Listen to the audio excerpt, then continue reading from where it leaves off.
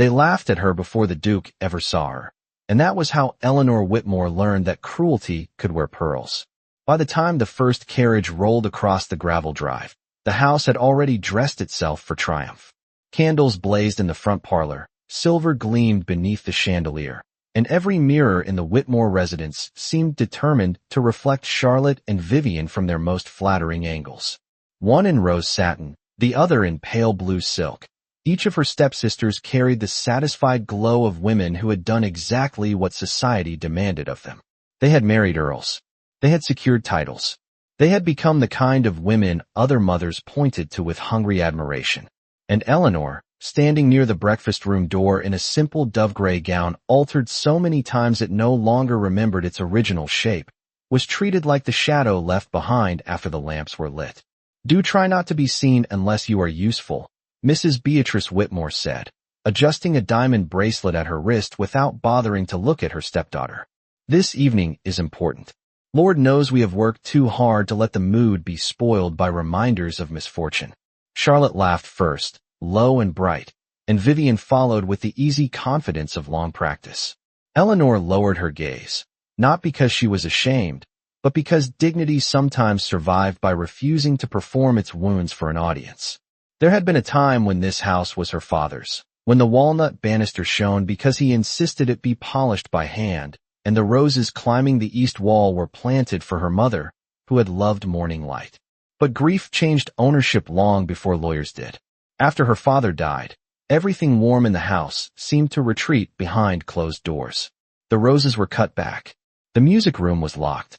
Her mother's portrait was moved upstairs, where no guest would ask questions. Was not enough, because that night the most eligible duke in England was expected under their roof. Nathaniel Ashford, His Grace of Blackthorn, a name spoken all week in tones usually reserved for miracles or war. Charlotte had practiced her smile in every mirror downstairs. Vivian had changed her gloves 3 times before noon. Mrs. Whitmore had instructed the cook, the maid, the florist, and even the footman as if a royal inspection were underway.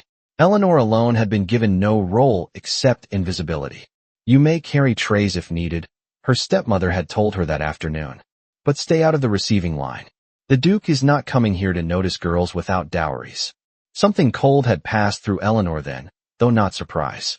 Surprise belonged to people who still expected gentleness from the world. She only folded the linen napkins more precisely and said, "Yes, ma'am." Yet as twilight deepened over the grounds and the house filled with perfume, candle smoke, and the brittle music of anticipation, something unfamiliar stirred beneath the steady ache she knew so well. It was not hope. Hope was too reckless. It was only the faint sense that the evening had sharpened, as if the air itself were holding its breath. Then wheels sounded outside on the gravel. A servant hurried through the hall. Charlotte pressed a hand to her bodice. Vivian smiled like a woman already receiving congratulations. Mrs. Whitmore straightened, glowing with ambition.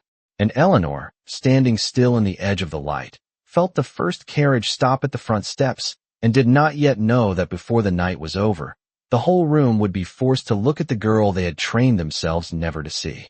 The butler opened the front doors with the solemn precision reserved for men who believed ceremony could still command fate, and the evening began to move. Of notice, around her, the drawing room brightened with movement.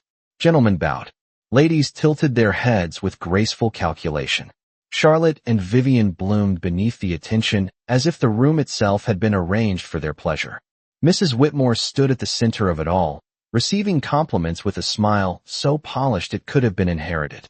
Every few moments her eyes flicked toward the door, watching, waiting, hungry for the one arrival that mattered above all the others. Nathaniel Ashford had not yet come. His absence made the whole room feel unfinished, like a sentence paused before its final word. Eleanor carried tea to a cluster of older guests near the fireplace, and heard the soft currents of conversation that always traveled more honestly around servants than before equals. The Duke was said to be richer than several earls combined. The Duke had refused 3 dazzling brides in one season. The Duke rarely smiled. The Duke was impossible to impress.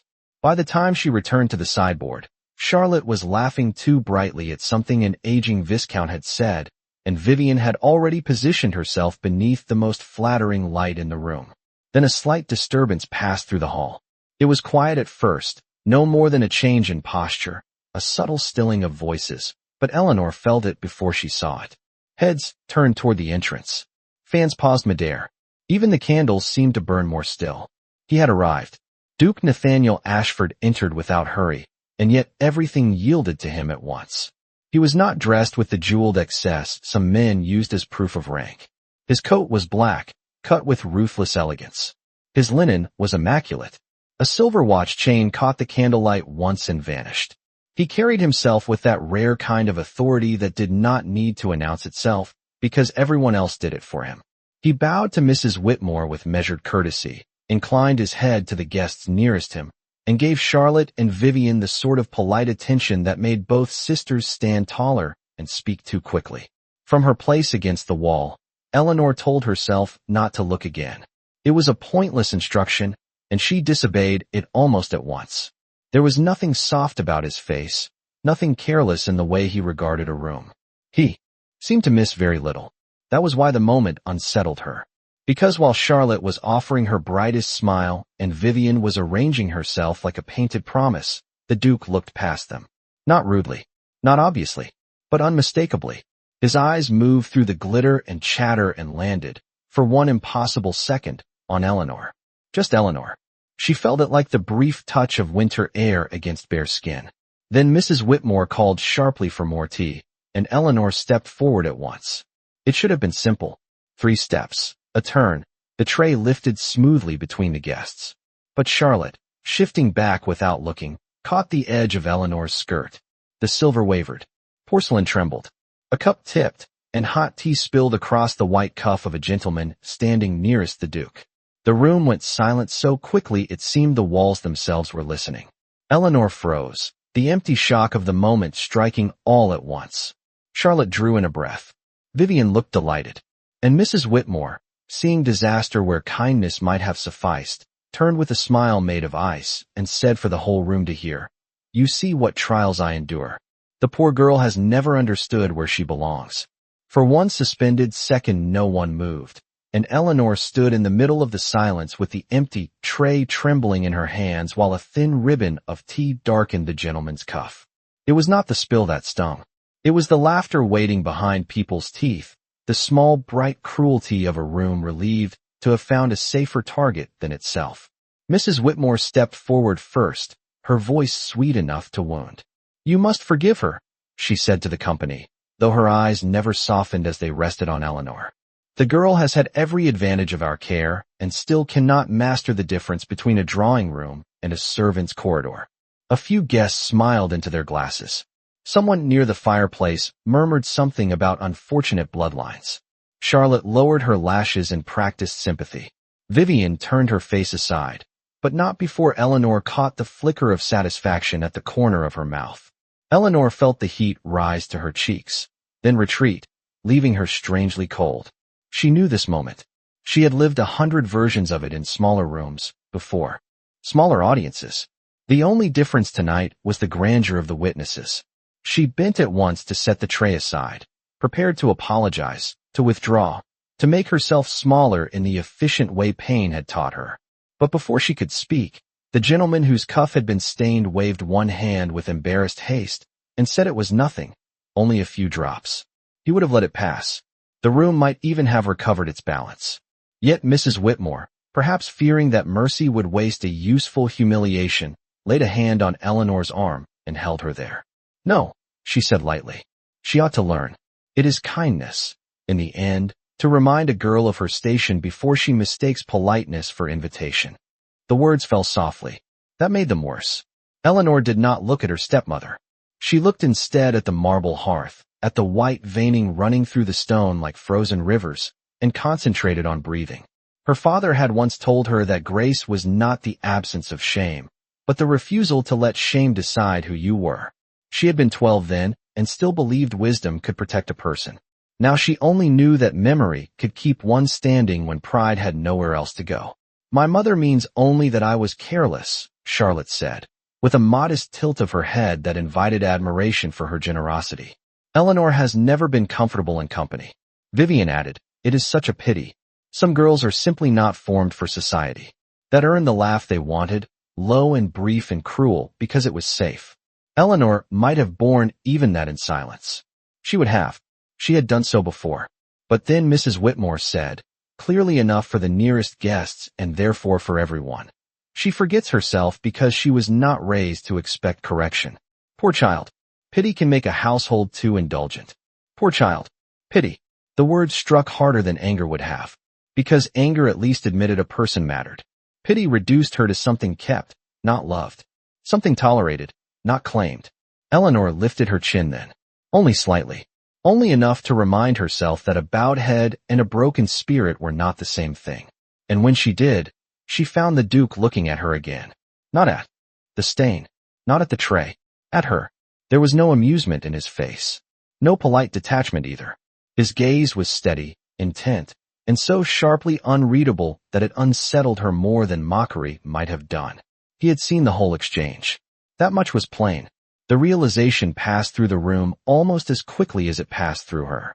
People noticed when powerful men paid attention. The laughter faded. A fan closed. Even Charlotte's smile seemed to hesitate at the edges. Nathaniel Ashford took one measured step forward, and the candles caught on the hard line of his profile. When he spoke, his voice was low, but the silence carried it everywhere. If a house chooses to mistake composure for insignificance, he said, the error belongs to the house, not the lady. No one answered. No one dared. Eleanor felt the room change around her, not with warmth, not yet, but with the first dangerous crack in certainty.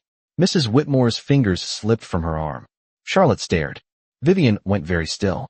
And Eleanor, who had spent years learning how to survive being unseen, understood with a strange rush of dread that tonight the room had begun to see her at last. The words did not echo, yet they remained in the room as surely as the candlelight, altering every face they touched. Eleanor felt them settle over her like something strange and fragile, not rescue, not yet, but recognition, and that was far more dangerous. Mrs. Whitmore recovered first, as women of her kind always did when power shifted under their feet. A laugh rose to her lips, careful and musical, and she pressed one hand lightly to her chest, as if the entire exchange had been no more than an amusing misunderstanding. Your Grace is very generous, she said. My stepdaughter has always inspired pity in kind hearts. Nathaniel Ashford did not smile. I was not speaking of pity. It was a simple reply, delivered without force, yet every syllable landed with the finality of a door closed by an unseen hand. A faint flush climbed Mrs. Whitmore's throat. Charlotte looked quickly toward Vivian, who at last seemed to realize that the evening had drifted beyond their careful arrangements. The gentleman whose cuff had been stained murmured once more that no harm was done, and at this the room, hungry to escape discomfort without surrendering its appetite for drama, began to stir back into motion. Conversations resumed in fragments. A pianist in the adjoining room touched the keys with uncertain grace. A servant passed with fresh glasses. But the ease had gone. It had gone because one powerful man had chosen, however briefly, to stand between humiliation and the girl meant to endure it in silence. Eleanor set the empty tray on the side table and stepped back, meaning only to remove herself before fresh attention could fall upon her. Yet as she turned, she heard the Duke say, Miss Whitmore. She stopped at once. Not because she wished to, because no one had spoken her name in that room as though it belonged there. She turned slowly. His gaze was on her, calm and unreadable, but not indifferent. Would you do me the honor of introducing me to the library, he asked, or has the house reserved that privilege for titled guests alone? The nearest listeners stilled again, and this time the silence carried astonishment instead of mockery. Mrs. Whitmore opened her mouth, perhaps to intervene, perhaps to reclaim command of the evening, but Eleanor had already answered. The library is through the west corridor, Your Grace.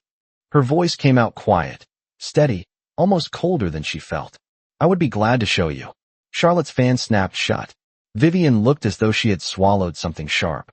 Mrs. Whitmore forced another smile and said, Of course. Eleanor is most familiar with the back passages. The insult was clumsy now, too visible in its intent, and even a few guests seemed embarrassed by it. Nathaniel inclined his head as if he had heard nothing worth remarking on. then stepped aside with a courtesy so exact it felt deliberate. Eleanor moved past him, aware of every eye following her gray dress across the polished floor. She had crossed that room 100 times carrying tea, flowers, forgotten gloves, and sealed notes that never bore her name. Never once had it seemed so long. The west corridor lay beyond the drawing room in quieter shadow, lined with ancestral portraits whose varnished eyes watched with permanent disapproval. Here the music from the parlor softened. Here the air cooled. Eleanor reached for the brass handle of the library door and opened it onto the dim, familiar stillness within. Walnut shelves climbed the walls from floor to ceiling. A ladder stood beside the upper cases. A coal fire breathed low in the grate, more ember than flame, and the room smelled faintly of leather, dust, and old paper.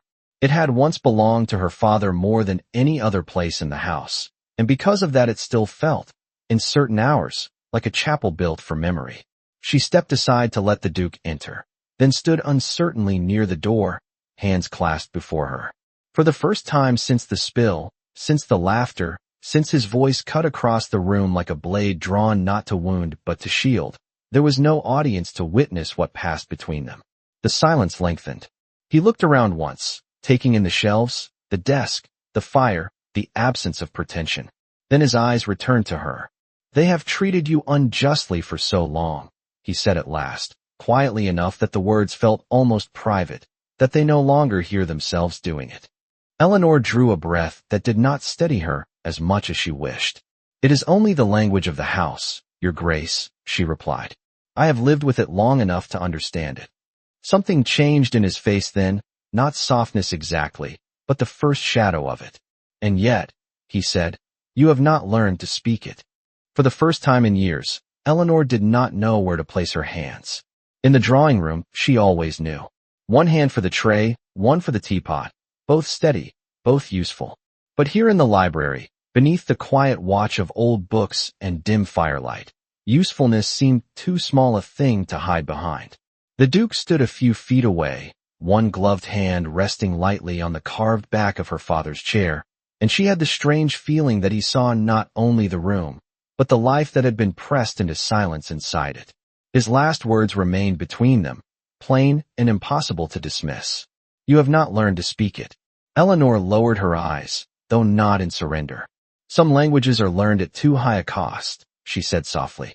The corner of his mouth moved, not quite a smile, but the shadow of one, as if her answer had confirmed something he had already begun to suspect. Outside the tall windows the evening had deepened into a dark blue, almost black, and rain, fine as breath, had begun to touch the glass.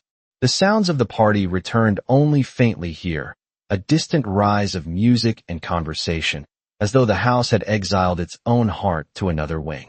Nathaniel Ashford removed one glove finger by finger and set it on the desk with deliberate care. It was an ordinary gesture, yet Eleanor felt it alter the room. Less distance, less formality, more danger.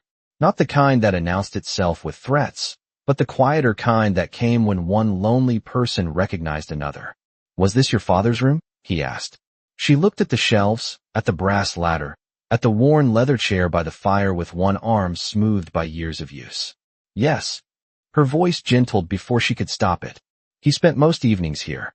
He believed a house was judged by what it kept on its shelves and how kindly it spoke to those with less power.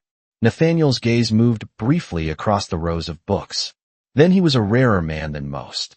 Eleanor almost smiled at that, but the expression faded before it fully formed. "He was," she said, "and he did not live long enough to teach the rest of this house's habits." Silence followed, but it was no longer cruel. It had texture now, like velvet and candlelight, deep and watchful and strangely warm. She became aware of the fire settling in the grate, of the faint scent of cedar from the bookcases, of the rain tracing thin silver lines down the glass. She was also aware, with growing unease, that the Duke had not come here for books. He was watching her again, not as men in drawing rooms watched pretty women, not weighing beauty, fortune, or advantage, but as though trying to understand how someone had remained unbroken in a place built to wear her down. It made her want to retreat. It made her want, against all wisdom, to stay exactly where she was. "Your Grace," she said after a moment. You have already done more than kindness required this evening. He answered at once. What I did in that room was not kindness. She lifted her eyes to his. Then what was it? For the first time, he seemed to consider his answer. Carefully, the fire cast a low gold line across one side of his face, leaving the rest in shadow. Displeasure, he said at last. And recognition. Eleanor did not breathe for a beat. Recognition. The word was too intimate for strangers. Too precise. It seemed to touch something buried so deeply inside her that she had almost forgotten its name. She looked away first, toward the rain at the window. You honor me too much, she murmured. No, he said, and his voice was quieter now than before, so quiet she felt rather than heard it. I think your household has honored you too little. She had survived years by refusing tears the satisfaction of witnesses, yet that sentence nearly undid her. Not because it was tender, because it was true. She drew in a breath and clasped her hands tighter, willing herself back into composure. Truth sounds generous when one is unaccustomed to hearing it, she said. At that he finally did smile, but only briefly, only enough to change the severity of his face into something far more dangerous. Human warmth on a man like him did not reassure. It unsettled. It suggested depths. Before Eleanor could think of what to say next, the library door opened without warning.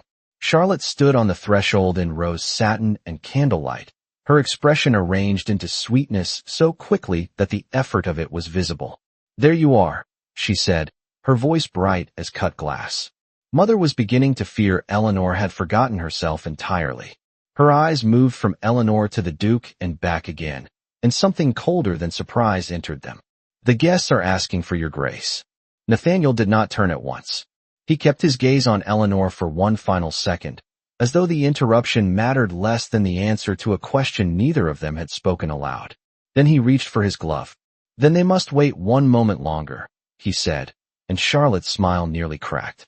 Charlotte remained in the doorway like a painted thing lit from within, all rose silk and wounded poise, but the sweetness in her expression had begun to look brittle.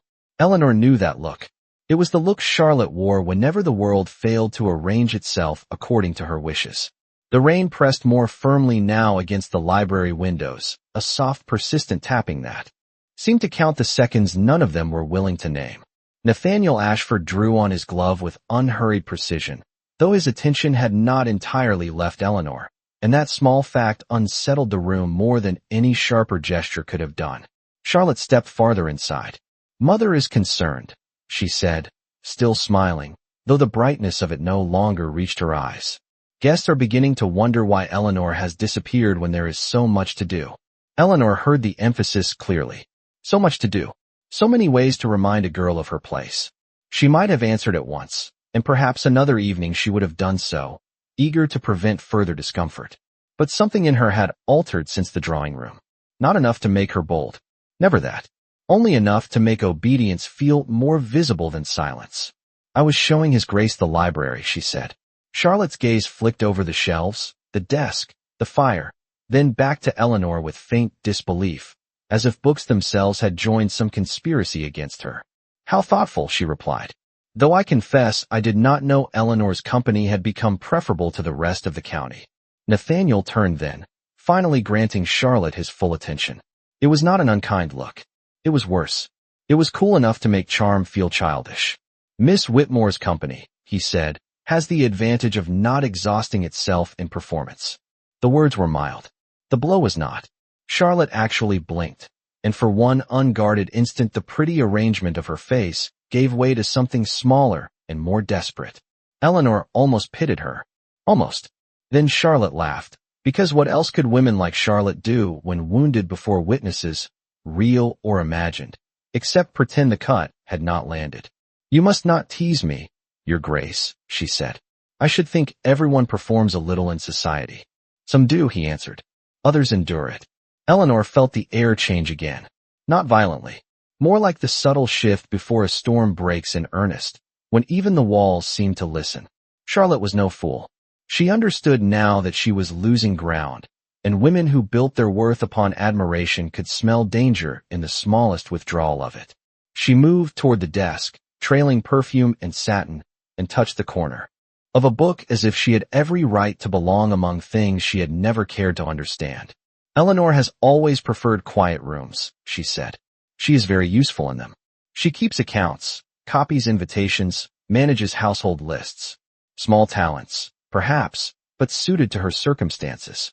There it was. The correction hidden in praise. The reminder that usefulness was not the same as value. Eleanor kept her hands folded and her breathing even. Once such words would have slipped beneath her skin and remained there for days. Tonight they merely tired her. Nathaniel regarded Charlotte for a long moment, then looked to Eleanor instead. You keep the accounts? He asked. Charlotte answered before Eleanor could. Only the simplest matters. Mother says it gives her occupation. Eleanor lifted her chin a fraction. I have managed the estate books for 3 years, she said quietly. Charlotte's hand stilled on the desk. The fire gave a soft crack behind the grate. Nathaniel's gaze sharpened with interest, and for the first time that evening Eleanor wished she had remained silent, not from shame, but from an instinct she could not fully explain. Attention from powerful men was never neutral. It illuminated. It exposed. 3 years, he repeated. Then your household has trusted you with more than occupation. Charlotte's smile vanished altogether now, though her voice remained light. Necessity can be very democratic, Your Grace. Eleanor knew the sentence for what it was, a warning covered in lace. Do not presume. Do not rise. Do not make me drag you back down where I can reach you. But Nathaniel seemed to hear only the truth hidden inside it. His expression changed by 1 degree, enough to make him appear not colder, but more intent. Necessity, he said, often reveals where competence has been overlooked. Before Charlotte could answer, a second figure appeared behind her in the doorway. Mrs. Whitmore. She did not step inside at once. She merely stood beneath the frame, her silk dark against the hall light, taking in the positions of all 3 of them with the swift calculation of a woman who had lived too long by managing appearances to mistake danger when she saw it. My dear Duke, she said warmly, as though the evening had passed without the slightest blemish. We have all but lost you to our dusty shelves. Lady Rosemont was just asking whether you would honor us by joining the card room. Nathaniel inclined his head. I would be honored. Mrs. Whitmore's eyes moved to Eleanor, and the warmth died there instantly. Then Eleanor will return to her duties. It was not said loudly. It did not need to be. The old order had spoken. For one thin moment Eleanor thought the Duke might object again, and the thought itself frightened her more than her stepmother's tone. But he only reached for the silver watch chain at his waist, as though marking some private measure of time, then looked at Eleanor with a steadiness she was beginning to dread because she did not know how to defend herself against it. Thank you for the library, Miss Whitmore, he said. You have shown me the most honest room in the house. Mrs. Whitmore's face did not change, yet Eleanor felt the blow land beside her. Charlotte stepped back. The way to the hall opened. Eleanor moved toward it because there was nothing else to do. But as she passed, Nathaniel shifted slightly, enough that only she could hear him when he said, low and certain, do not let them persuade you that usefulness is the measure of your worth. She did not answer. She could not, because the words followed her out into the corridor, and for the first time in many years, obedience began to feel less like safety and more like surrender. The corridor outside the library felt colder than before, though every lamp along the wall still burned with the same steady glow. Eleanor moved through it with measured steps, one hand lightly skimming the polished mahogany table placed beneath a gilt mirror, as if the smooth edge might anchor her to something ordinary. But nothing felt ordinary now. Not the rain tapping at the high windows. Not the distant rise of voices from the card room. Not the memory of a man powerful enough to command any space he entered speaking to her, as though her silence were not emptiness, but restraint. By the time she reached the service pantry, her pulse had not steadied. Mrs. Whitmore had already made certain of that. You will remain where you are useful, her stepmother had said in a voice too low for guests to hear, while the housekeeper pretended to count crystal glasses and the maid beside the linen press kept her eyes fixed on the floor. A gentleman's passing curiosity is not a ladder, Eleanor. Do not mistake one. Charlotte, standing just beyond the threshold in a rustle of rose satin, had added with soft satisfaction, men notice what is near them. It does not mean they admire it. Eleanor had answered neither of them. There are humiliations that grow larger when argued with. She had simply taken up a silver salver of fresh glasses and returned to the drawing room by the side entrance, where she could serve without entering the center of things. The evening had advanced while she was gone. Candles had burned lower, melting gold down their stems. The fire in the grate had deepened to a richer orange.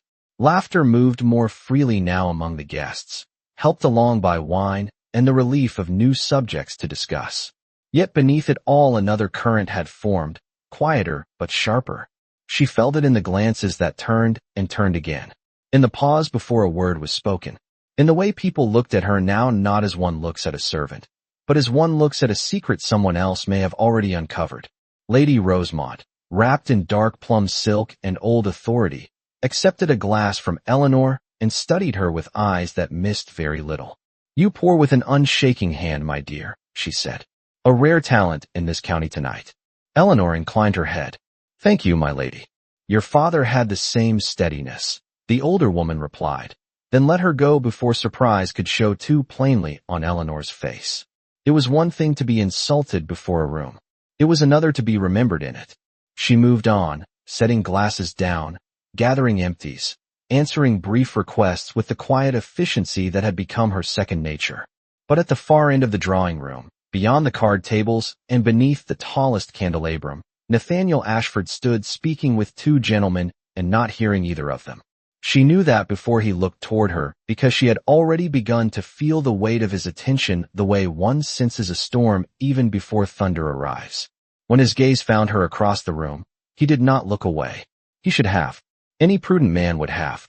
Yet he remained where he was, one hand resting lightly against the mantel, his expression unreadable except for the fact that it was no longer indifferent. Eleanor turned first. She bent to adjust a stack of plates no one had asked her to straighten, then crossed into the smaller morning parlor in search of escape disguised as duty. The room was nearly empty, save for a frail older gentleman seated near the window with one hand pressed discreetly to his chest and the other trembling against the arm of his chair. Sir Malcolm Reed, a widower of some standing and more years, had arrived earlier with his daughter, who was at present nowhere to be seen. Eleanor recognized at once the gray strain about his mouth, the slight sheen at his temple, the careful effort of a man trying not to embarrass himself in company. She set down the tray without noise and knelt beside his chair. "Sir Malcolm," she said gently, "would you allow me to bring you water?" He tried to dismiss it, as proud men often do when weakness betrays them, but the attempt cost him too much breath. Eleanor was already at the sideboard, pouring cool water, adding a small pinch of salt from the supper tray as her father had once taught her for faintness after too much heat and rich food. She returned, offered the glass, then moved to crack the window by an inch so the rain-cooled air could enter. Slowly she said, "That is it." By the time his daughter appeared, flushed with alarm and apologies, Sir Malcolm's breathing had eased and some color had returned to his face. "You have spared me a scene," he said hoarsely, "and spared me my daughter's lecture besides." Eleanor almost smiled. "Then I am twice rewarded, sir." "You are too modest by half," came a voice from the doorway. She rose at once. Nathaniel stood there, his dark coat outlined by the softer lamplight of the hall, his eyes on Sir Malcolm first, then on the glass in Eleanor's hand, the open window, the quiet order she had restored without summons or spectacle. Lady Rosemont had followed behind him, and she took in the scene with one swift look that seemed to place several truths in their proper order. "Well," the older lady said dryly, "it appears the only competent creature in this house has not been seated at the card table. After all," Sir Malcolm's daughter, now greatly relieved and eager to explain, said, "Miss Whitmore knew exactly what to do. I had not even noticed my father was unwell." Nathaniel's gaze returned to Eleanor then, and something changed in it again, deepening from interest into certainty. Not certainty about her beauty, not even about his own feelings, which were still too new and dangerous to name. It was certainty of value, and that was rarer. "No," he said quietly, with that same calm that made every word seem chosen and irreversible. "I do not believe Miss Whitmore is overlooked by those who matter." And from the hall beyond, where footsteps had just halted outside the open door, Charlotte heard every syllable. Charlotte did not enter the morning parlor at once. She remained just beyond the doorway, half hidden by shadow and candlelight, but Eleanor felt her there all the same, like the sudden drop in warmth before rain turns hard. Lady Rosemont, who had reached an age where courtesy no longer required blindness, noticed it too. The older woman accepted the situation in a single glance, her eyes moving from Sir Malcolm's steadier color to Eleanor's calm hands to the Duke's stillness beside the door, and then at last toward the corridor, where Charlotte lingered with her pride arranged more carefully than her smile. "You may tell your mother," Lady Rosemont said to no one in particular, though the sentence found its mark with perfect accuracy, that a house is judged less by its crystal than by how it treats the person who keeps it from breaking. Charlotte stepped into view then, forced by the impossibility of pretending she had heard nothing. Her expression was sweet, but too exact to be genuine. "What a lovely sentiment," she said. "Eleanor has always had a gift for making herself useful in private rooms."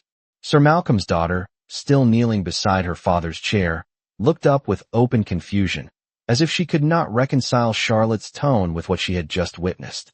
Nathaniel Ashford, however, seemed beyond surprise now. His gaze moved to Charlotte with a cool patience that made artifice look not only foolish, but small. "Miss Whitmore's gifts," he said, "do not appear confined to private rooms." Charlotte let out a tiny laugh, and this time it sounded almost brittle enough to crack. "You honor her far beyond reason, Your Grace." "No," Lady Rosemont said before he could answer. "Reason is exactly what the girl has been denied." Eleanor wished, not for the first time that evening, for the floor to remember its manners and open beneath her. Not because their defense embarrassed her, though it did. Because every word spoken in her favor seemed to build a danger she did not know how to survive. Mrs. Whitmore could forgive clumsiness. She could forgive silence. She would never forgive attention. Sir Malcolm should rest, Eleanor said quietly, offering the only bridge back to propriety she could find. "The room is cooler now, and the water seems to have helped." Sir Malcolm, recovering both breath and humor, patted her wrist with grandfatherly gratitude. "I am in your debt, my dear." "You are not," Eleanor replied. "Anyone would have done the same." Nathaniel's eyes returned to her at once. "No," he said, and there was the faintest edge of feeling beneath the calm now. "Not anyone." The words were gentle. That made them more dangerous than any declaration could have been. Charlotte heard it. Lady Rosemont heard it. Sir Malcolm's daughter heard it and blinked with dawning interest. The room, though small, seemed suddenly crowded with understanding. Eleanor lowered her gaze because there are moments when looking directly at hope is more frightening than despair. "I should return to the drawing room," she said. Lady Rosemont made a thoughtful sound, then rose from the settee with the slow grace of old nobility and crossed to the door. As she passed Charlotte, she paused just long enough to say in a tone smooth as velvet over steel, "There is still time, my dear, to learn that contempt is a very poor substitute for breeding." Charlotte's face did not change. It was the stillness of it that revealed the blow. By the time they all returned to the larger rooms, the evening had gathered fresh momentum. The card tables were full. The pianist had left the instrument for livelier company. Candles had burned lower still, casting the corners of the drawing room into a richer, more uncertain gold. Yet news traveled faster than music in houses like this. Eleanor felt it at once. Guests who had barely marked her existence earlier now followed her with speculative glances. A whisper rose near the fireplace, then died when she turned. Another drifted from the card room in the silken voice of a woman who loved scandal more than truth. The Duke had followed the orphan into the library. The Duke had found her alone again in the morning parlor. The Duke had praised her before Lady Rosemont herself. Nothing had happened, and that was exactly why everything had. Mrs. Whitmore met Eleanor near the sideboard with a smile, so polished it chilled more than anger. "You have exceeded yourself this evening," she said softly, accepting a glass she did not want. "I did not realize you possessed such an appetite for being noticed." Eleanor kept her face composed. "I did nothing, ma'am." "That," her stepmother replied, "is precisely what makes men so willing to imagine the rest." Then she moved away before Eleanor could answer, leaving the poison neatly placed where only its target would feel it. A few minutes later Vivian drifted past in pale blue silk and murmured without looking at her, "Charlotte says you are becoming ambitious. It is not a flattering color on you." Eleanor continued arranging the glasses. "Then it is fortunate I am not wearing it." Vivian's steps faltered, just slightly, and Eleanor hated that she had answered at all. The house had begun to sharpen around her. She could feel it in every corridor, every glance, every too careful courtesy from guests suddenly interested in the poor relation they had ignored an hour earlier. Above it all, Nathaniel remained across the room beside Lady Rosemont, speaking little, observing much, and though he did not once approach her again before supper was announced, Eleanor knew with quiet certainty that he was aware of every insult that passed within his sight. That awareness might have comforted another woman. It did not comfort her, because comfort implied safety, and nothing in this house had ever been more dangerous than being seen by the one man no one could command. When the butler finally opened the double doors and announced that supper was served, Mrs. Whitmore turned with smooth authority and began arranging the procession of guests toward the dining room. Charlotte moved at once to place herself where the Duke could not fail to offer his arm. Vivian followed, bright with expectation. Eleanor stepped back toward the wall, prepared as always to disappear before the center of the room noticed she had ever stood near it at all. But Nathaniel Ashford did not move toward Charlotte. He did not even look at her. Instead, he crossed the space between the candelabrum and the mantel in a line so direct that conversation thinned in his wake, and he stopped where Eleanor stood in the half-shadow. Every nearby voice fell away. Her breath caught. He bowed with measured courtesy, his eyes on hers and no one else's, and said, clearly enough for all the wrong people to hear, "Miss Whitmore, would you do me the honor of walking in with me?" For one suspended heartbeat the room forgot how to move.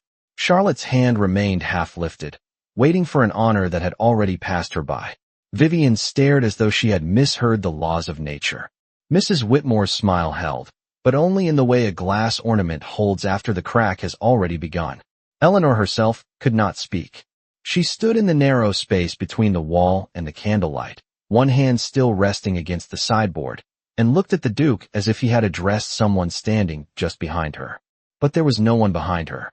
There was only the hush spreading through silk and crystal and polished wood, and Nathaniel Ashford waiting with the kind of patience that made refusal feel less like safety than surrender. "Your Grace," Eleanor said at last, her voice low enough that only the nearest guests could hear the tremor she did not forgive herself for. "I do not believe your kindness understands what it asks." His expression did not change, yet something in his gaze deepened, as if he had expected resistance and admired her for it more than easy gratitude. "Then allow me to be corrected as we walk," he replied. A murmur moved through the room like wind over dry leaves. Lady Rosemont, near the mantel, lowered her cards and watched with unmistakable interest. Sir Malcolm smiled into his glass. Charlotte went pale beneath her careful color.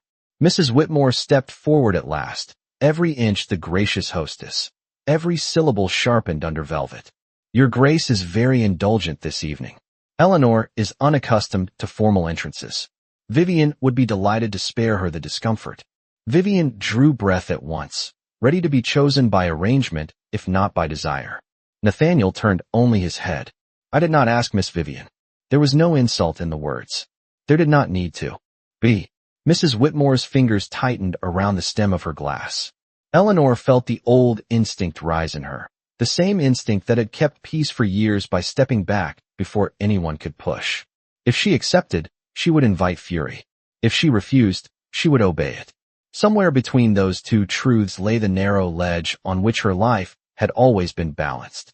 She looked at the open doors to the dining room, at the candlelit table beyond, at the watching faces that had judged her too small to matter until a powerful man suggested otherwise. Then she placed her hand, light as a question, on the Duke's offered arm. Another hush. Different this time. Sharper. More dangerous. Nathaniel inclined his head once, not triumphant, not amused, but solemn, as though the gesture were not a social courtesy, but a vow he had already begun to understand. Together they crossed the drawing room. Eleanor felt every step like a sentence the house would remember against her. She did not dare look to either side, but she heard enough. A fan closing too quickly, a chair shifting on the carpet, the thin little inhale of scandal finding its favorite shape. His arm beneath her hand was steady, immaculately controlled, and somehow that steadiness undid her more than drama would have done. At the threshold of the dining room, he slowed just enough to say, so quietly that no one else could hear. "You are not the one who should feel ashamed tonight." Eleanor kept her gaze forward because looking at him would have been a greater loss of composure than she could afford. "You do not know this house," she whispered. "No," he said, "but I know what it reveals when tested." The dining room blazed with candlelight. Silver reflected in long, clean lines across the white cloth. Winter flowers, white roses and dark greenery, ran down the center of the table in low arrangements meant to impress more than delight. Place cards waited at every setting. Mrs. Whitmore had planned them herself, of course. Charlotte near the Duke. Vivian near Lady Rosemont's nephew. Eleanor nowhere among the guests worth displaying. The butler, who had served the family long enough to master surprise into invisibility, stood ready beside the chair nearest Nathaniel's assigned place. But the Duke stopped before sitting. His eyes moved once over the cards, and in that single glance Eleanor saw that he understood everything. Not merely that she had been excluded, that the exclusion had been deliberate. Mrs. Whitmore arrived a moment later, all smooth breath and social grace restored by force. "A minor confusion," she said with a laugh that no longer fooled anyone attentive. "We had not expected Eleanor to join us at table." Nathaniel lifted one card between two fingers, looked at the name written there, then set it back down. "Then your expectations," he said, each word quiet enough to require silence, "have been too limited all evening." No one moved. The servants stood like carved figures. Charlotte's eyes flashed with helpless anger. Vivian stared at the floor. Eleanor felt the heat rise in her face, not from humiliation this time, but from the terrifying fact that justice, when it finally came, could feel almost as unbearable as cruelty because it asked a wounded heart to believe in something it had long ago buried. Then Lady Rosemont entered behind them and said in her dry, unhurried voice, "Well, really, Beatrice, if the girl can keep your accounts, rescue your guests, and preserve your household from looking entirely ridiculous, I imagine she can manage supper." A few startled smiles appeared and vanished. Mrs. Whitmore's answer caught in her throat. Nathaniel drew out the chair at his side and looked to Eleanor. "Miss Whitmore," he said, not loudly, not dramatically, but with a certainty that seemed to settle over the whole table, "you will sit here." And for the first time in years, a chair in her father's house was offered to Eleanor not as a convenience, not as a correction, but as if she had every right to take it. The chair seemed to wait for her with more dignity than most people in the room had ever shown. Eleanor stood beside it for one brief, unguarded second, her pulse unsteady beneath the careful stillness of her face, and looked down at the place Mrs. Whitmore had not intended for her to occupy. It was a simple thing, a dining chair of carved walnut and upholstered blue silk, no grander than the others. Yet in that moment it felt like a border between two worlds, one in which she continued to apologize for existing, one in which someone had finally refused to let her vanish. She sat because to refuse now would have been to hand her humiliation back to those who had polished it for years. Nathaniel Ashford waited until she was seated before taking his own place beside her, and that small courtesy, observed by everyone and commented on by no one, disturbed the table more than a speech would have done. Crystal chimed lightly as guests settled. Napkins were unfolded. The first course was brought in beneath silver covers that flashed in the candlelight. But ease did not return. It hovered just beyond reach, like warmth behind a locked door. Mrs. Whitmore resumed her place with admirable composure, though a pulse beat visibly at her temple. Charlotte sat farther down the table than she had planned, near a baronet who spoke too much and noticed too little. Vivian had been placed beside Lady Rosemont's nephew after all, but the triumph had gone out of her smile. Across from Eleanor, Sir Malcolm regarded the arrangement with open satisfaction, while Lady Rosemont, seated 2 places beyond the Duke, gave the impression of having seen many battles in drawing rooms and already knowing who would fail to survive this one intact. The soup was served. Conversation attempted to gather itself in safe places, on the weather, on Parliament, on the lateness of the season's first hard frost, but every topic dissolved beneath the simple, impossible fact of Eleanor Whitmore sitting beside the most sought-after Duke in England, as though she had always belonged at his table. She kept her gaze lowered to the porcelain before her, willing her hands not to betray her. It would not do to tremble now. She lifted her spoon with the same composure she had used to carry trays all evening, though the role had altered so abruptly that she still felt half inside a dream and half beneath judgment. Beside her, Nathaniel spoke little. When addressed, he answered with spare courtesy. When not addressed, he seemed to observe everything. That awareness unsettled Eleanor more than deliberate attention might have done. She could almost feel him measuring the currents at the table, the sharpened sweetness in Mrs. Whitmore's tone, the brittle brightness of Charlotte's replies, the way Vivian avoided looking too often in Eleanor's direction for fear that someone might notice the effort. At last Mrs. Whitmore turned toward the Duke with a smile carefully restored. "I hope the journey from Blackthorn was not too unpleasant. Your Grace, the roads can be terribly unforgiving after rain." "They were passable," he said. "I am grateful for your concern." It was impossible to tell from his voice whether he was merely polite or faintly amused. Mrs. Whitmore pressed on. "And is it true that you will remain in the county through Christmas?" "For a time." "How fortunate for our little circle," Charlotte said, too quickly, leaning just enough to bring herself within his line of sight. "There will be several assemblies before the year ends. We should be honored if you attended." Nathaniel looked at her then, and Eleanor almost pitied the poor effort of hope rising in Charlotte's face. "I rarely go where I am expected," he said. Sir Malcolm made a sound suspiciously like a concealed laugh. Charlotte colored and turned at once to her wine. Mrs. Whitmore's smile tightened by the smallest degree. Eleanor kept her eyes on her plate, but inside, something fragile and unfamiliar flickered. Not triumph. She would not permit herself that. Only the quiet astonishment of seeing pretension meet a wall it could not charm its way through. The second course arrived, and with it a shift in the evening.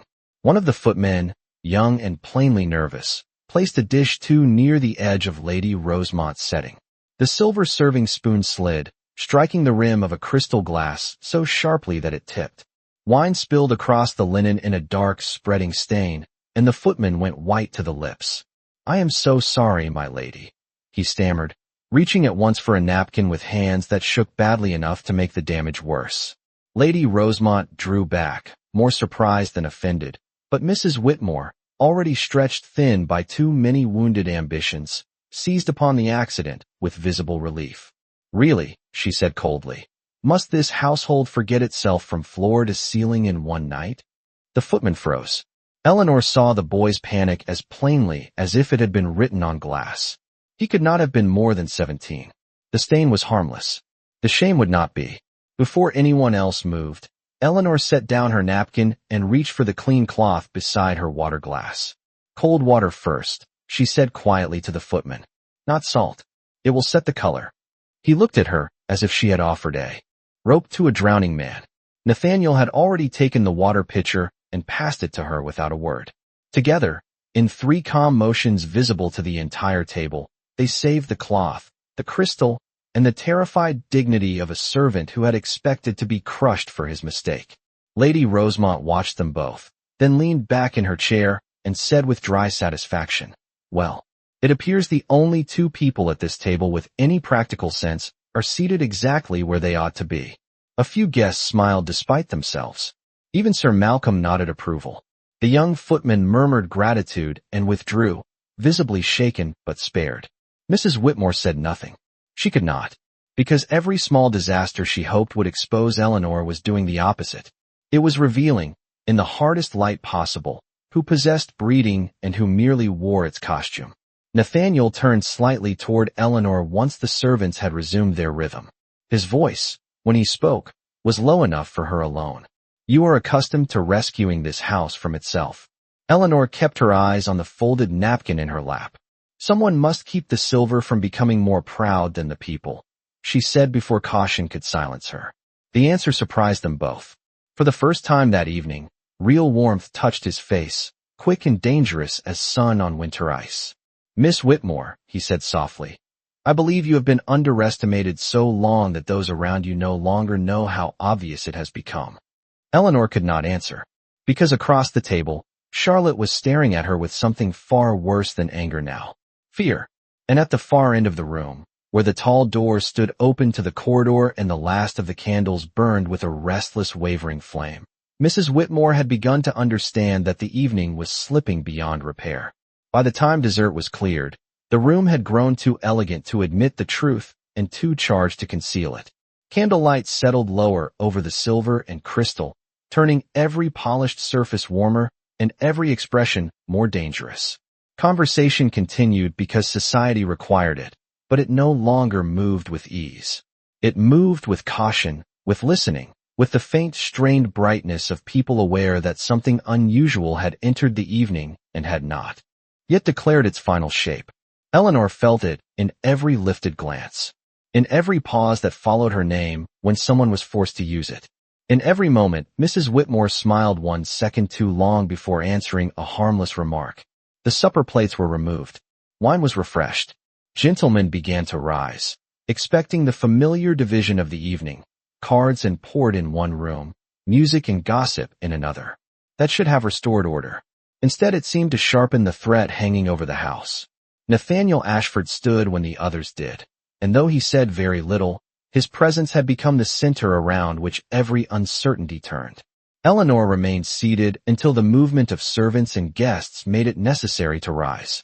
She had nearly reached the sideboard with the quiet intention of slipping back into usefulness when Mrs. Whitmore spoke across the room in a tone smooth enough to pass for graciousness. "Eleanor, before the ladies retire, perhaps you will fetch the blue velvet case from the morning room." Lady Rosemont was just admiring the family sapphires. It was an innocent request only to those who did not know the house. Eleanor stopped. The blue velvet case contained jewels that had belonged to Charlotte's late grandmother, passed carefully and repeatedly through one branch of the family until Mrs. Whitmore wore them as though inheritance were proof of virtue. Eleanor had never touched them. More importantly, she understood at once what her stepmother intended. If she brought them, she would appear the household drudge once more, carrying forward the symbols of other women's rank. If she hesitated, she would seem resentful or disobedient before witnesses. Charlotte, standing near the mantel, had already begun to smile. Vivian looked down into her fan. Lady Rosemont observed everything and said nothing. Nathaniel had not moved. Eleanor inclined her head because dignity sometimes demanded survival before protest. "Yes, ma'am," she said. She had taken only 3 steps toward the door when Mrs. Whitmore added, lightly enough for the room to hear, "And do be careful. Some things are far too valuable to trust to sentiment." The sentence landed exactly where it was aimed. A few ladies looked away. One gentleman shifted in visible discomfort. Charlotte let out a soft breath that might have been laughter. Eleanor stopped, not from offense alone, but from the deeper exhaustion of recognizing an old, wound dressed in fresh silk. It would never end by itself. Not the correction, not the reduction, not the careful public trimming of her worth whenever it threatened to stand upright. She turned back slowly. The room quieted, sensing the edge beneath the politeness. "Mrs. Whitmore," Lady Rosemont said at last, in that dry voice of hers that could turn civility into judgment without altering a syllable, "I believe the girl has served enough courses for one evening." Mrs. Whitmore smiled without looking at the older woman. "You are kind, my lady. Eleanor is quite used to helping where she can." "Used to it," Nathaniel said, and his tone was calm, but the calm itself had become a warning, "is not the same as suited for it." Mrs. Whitmore faced him then, graceful and cornered. "Your grace mistakes the matter entirely. My stepdaughter has no objection to being useful. Do you, Eleanor?" There it was. The trap laid in plain view. To say no was to consent publicly to her own diminishment. To say yes was to accuse the woman who fed and housed her before half the county. Eleanor felt every eye settle on her. The old fear rose first. It always did. The instinct to protect the peace, to preserve the surface, to swallow the injury and call it patience. But another voice answered it now, quieter, harder one. The voice Nathaniel had called forth without meaning to. The one that remembered her father's library, her father's steadiness. Her father saying grace was not the absence of shame, but the refusal to let shame decide who you were. Eleanor clasped her hands so they would not tremble. "I object only," she said, and her voice was soft enough that the room had to become perfectly still to hear it, "when usefulness is mistaken for the whole of a person." No one moved. Charlotte's smile disappeared. Vivian lowered her fan inch by inch. Even the servants seemed to hold themselves more carefully, as if afraid to disturb what had just been spoken into the center of the room. Mrs. Whitmore's face changed very little. That made the fury beneath it more visible, not less. You grow bold, she said. No, Eleanor replied, and this time she lifted her chin fully, the candlelight touching the pale line of her throat, the calm in her face, the pride she had kept. Alive in secret for so long it no longer knew how to hide itself. Only tired. Something in the room broke then. Not decorum exactly. The illusion beneath it. Lady Rosemont set down her glass. Sir Malcolm looked openly satisfied. One of the younger wives near the pianoforte drew in a small, startled breath, as though she had just seen a portrait step down from its frame and speak. And Nathaniel, who had watched Eleanor all evening with growing certainty and growing restraint, seemed at last to reach the end of both. He crossed the distance between them in 3 measured steps. Not hurried, not theatrical, irrevocable. He stopped before Eleanor where everyone could see, and for one charged instant she thought he would simply speak. That would have been enough to change the night again. But he did not speak. He looked at her as though the whole house had fallen away and only truth remained. Then, before the candles, before the guests, before her stunned stepmother and silent stepsisters and the county that had already begun to whisper, the most powerful man in the room bent down onto one knee. The sound that moved through the room was not quite a gasp. It was too thin for that, too stunned, like the breath leaving a house that had finally seen its own reflection and did not know how to bear it. Eleanor could not move. She stood beneath the chandelier with candlelight trembling along the plain gray folds of her dress, and looked down at the man kneeling before her, as if the world had broken some sacred rule and left her standing inside the impossible. Nathaniel Ashford did not bow his head in humiliation. He knelt with the calm authority of a man who had never once mistaken rank for worth, and had simply decided that everyone else in the room would be made to learn the difference. His gaze remained on hers, steady and unflinching, and when he spoke his voice was low, but every corner of the room seemed to receive it. "Miss Whitmore," he said, "I would rather kneel before truth than stand beside vanity." No one stirred. Charlotte had gone white as the pearls at her throat. Vivian's fan slipped from her fingers and landed soundlessly on the carpet. Mrs. Whitmore looked as if language itself had abandoned her. Lady Rosemont did not appear surprised, only vindicated, like a woman who had waited many years to see justice arrive and had no intention of interrupting it now that it had. Eleanor felt her heart strike once, hard enough to hurt. It was not triumph that filled her. It was terror. Not of him. Never that. Of the scale of what he had done. Of the ruin it would bring down upon her once the doors closed and the witnesses were gone. Of the unbearable tenderness of being defended so publicly after a lifetime of being quietly erased. "Your Grace," she whispered, because it was the only form her breath could take, "please rise." He did not. "Not until they understand," he said. The words fell like iron beneath velvet. He was not speaking only to her now.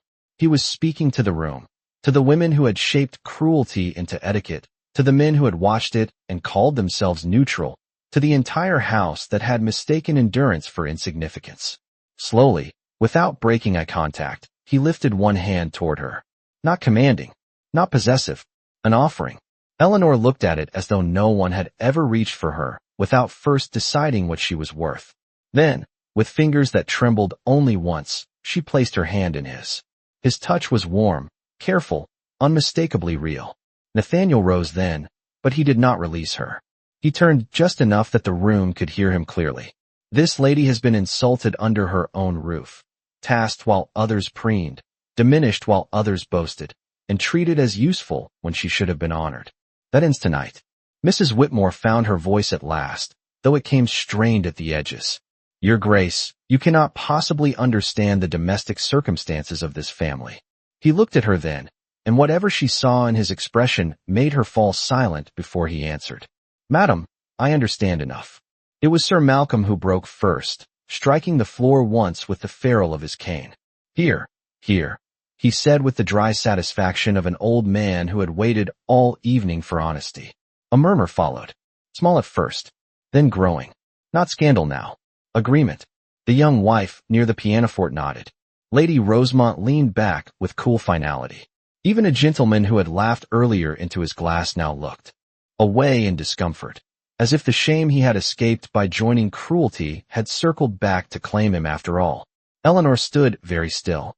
His hand still held hers. She could feel the weight of every gaze, every shifted allegiance, every cracked certainty. Yet all of it seemed less immediate than the fact that Nathaniel's thumb had moved once, lightly, across her gloved knuckles as if to steady her without anyone noticing. It was such a small gesture. That was why it nearly undid her.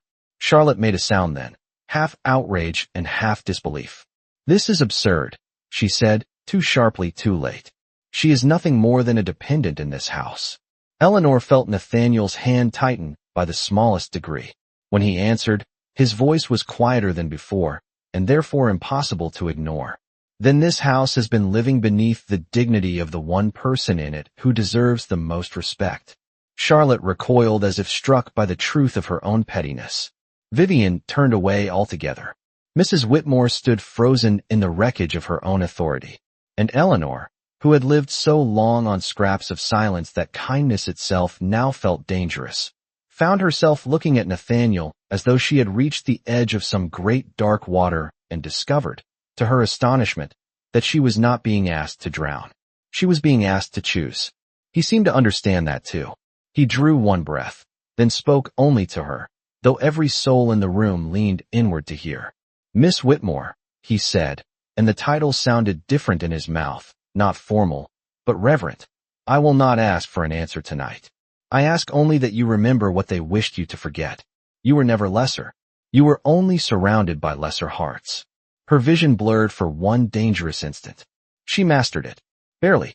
You do not know what it costs," she said, so softly that only those nearest caught the words, "for a man like you to stand beside a woman like me." The room held its breath again. Nathaniel's gaze did not waver. "I know enough," he said, "and I stand here gladly." Then, before Mrs. Whitmore could recover, before Charlotte could reshape the story, before fear could force Eleanor back into the narrow prison of caution, he lifted her hand. With grave tenderness and pressed it once against his chest, over the steady beat of his heart, as if placing her there was the most natural truth he had ever known. For a long moment after he pressed her hand to his chest, the room remained as still as a painted scene caught beneath glass. Eleanor could feel the beat of his heart beneath her palm, steady and unashamed, and the quiet strength of it moved through her like warmth entering a house long shut against winter. She had spent years mastering the art of endurance, years teaching herself how to take less space, ask less kindness, expect less mercy. Yet no discipline of silence had prepared her for this. No lonely hour in her father's library, no small humiliation swallowed for the sake of peace, no cold instruction from Mrs. Whitmore had prepared her for the terrible tenderness of being chosen in full view of the world. Nathaniel lowered her hand slowly, but he did not let it go at once. His gaze remained on hers with that grave steadiness that made pretense impossible. Around them, society began to breathe again in fragments. A glass shifted. Silk whispered. Someone near the doorway exhaled as though a spell had finally loosened from the air. But the room had changed, and everyone in it knew the change would not be undone by polite conversation or tomorrow's gossip. Mrs. Whitmore gathered herself first, because pride built on appearances rarely yields without one final struggle.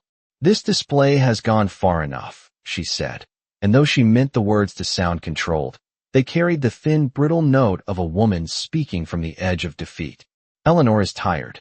The evening has been too much for her." Eleanor turned then, not quickly, not in rebellion, but with a calmness that felt almost new upon her own face. "You are right about one thing," she said.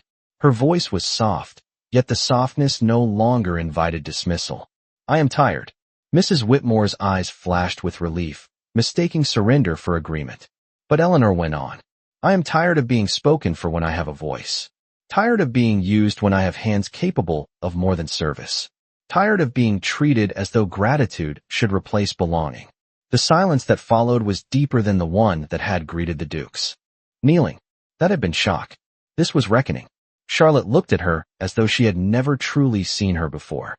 Vivian stared at the floor, unwilling or unable to meet the reflection of her own cowardice. Lady Rosemont's lined face softened by 1 degree, and Sir Malcolm bowed his head in quiet approval. Mrs. Whitmore's mouth parted, but no answer came. There are moments when power leaves a person so visibly that one can almost hear the room adjusting around the absence. This was one of them. Nathaniel released Eleanor's hand only to offer her his arm once more, not as a rescue now, but as an invitation freely given. "Miss Whitmore," he said, and the respect in his voice made the title sound like an honor instead of an afterthought. "The rain has eased. If you would allow it, I should like to see the east terrace before I leave." Every eye turned to Eleanor. The house itself seemed to wait. She looked at the arm extended toward her, then at the man offering it with no trace of impatience, only certainty and care. She knew what acceptance would mean. More whispers, more fury when the guests were gone. A new kind of danger, shaped not by neglect but by attention. Yet she also knew, with a clarity that felt almost holy, that refusal would not return her to safety. It would only return her to a smaller version of herself, and that narrow prison had already cost too much. So Eleanor Whitmore, who had been reduced, overlooked, corrected, and endured for longer than kindness should allow, lifted her hand and placed it upon the Duke's arm. A murmur moved through the room, but this time it no longer sounded like judgment. It sounded like witnessing. Nathaniel inclined his head, and together they crossed the threshold toward the terrace doors while the candles burned lower behind them, and the old order of the house stood motionless in its own ruins. Outside, the stone steps glistened with rain. The night air was cool and clean, carrying the scent of wet earth and clipped hedges and the faint far-off sweetness of roses bruised by weather. For the first time all evening, no walls pressed close around her. The sky stretched wide above the dark lawns. Somewhere water fell in a steady silver thread from the lion fountain at the end of the garden walk. Eleanor drew one deep breath and felt it fill places in her she had forgotten were empty. Nathaniel did not speak for several steps. He seemed to understand that silence, when gentle, could be its own form of care. At last he said, "I do not expect trust from you tonight." She turned to him. Candlelight from the tall windows behind them touched one side of his face, leaving the rest in moon shadow. "Then what do you expect?" she asked. His answer came without hesitation. "Only honesty."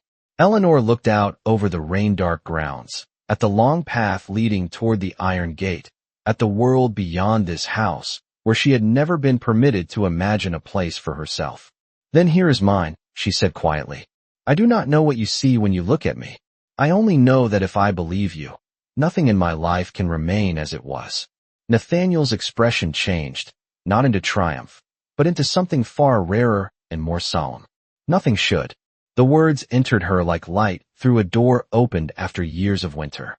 She lowered her gaze, then lifted it again, steadier this time. "And if tomorrow makes tonight seem impossible?" He stepped closer, though still with that same careful distance that honored rather than claimed.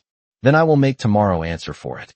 Eleanor felt a breath almost like laughter, almost like tears, rise and disappear before either could take shape. Behind them the house glowed with gossip and damaged pride, and all the old cruelties that had shaped her. Before her stood a man who had knelt rather than let the world call her lesser. Somewhere between those two truths, the future waited. She did not yet give him a promise. That would have been too easy, and nothing honest between wounded hearts should begin cheaply. But when he offered his hand once more at the top of the wet stone steps, she placed hers in it without fear. And inside the house they had both just changed forever. The guests still stared toward the terrace doors, knowing with the strange hush of those who have witnessed destiny arrive that the poor orphan had not been lifted by pity at all. She had simply been seen at last, and some hearts, once truly seen, could never again be sent back into the dark.